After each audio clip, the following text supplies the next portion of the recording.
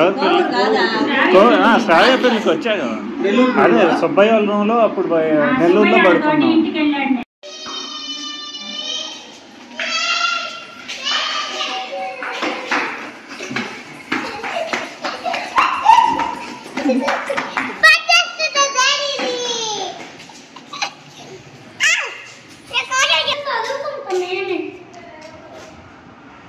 ఎవరితో చదువుకుంటారు?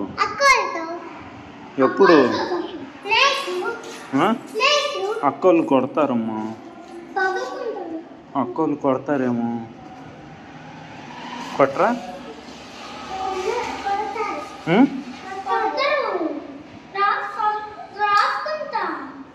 ఓకే.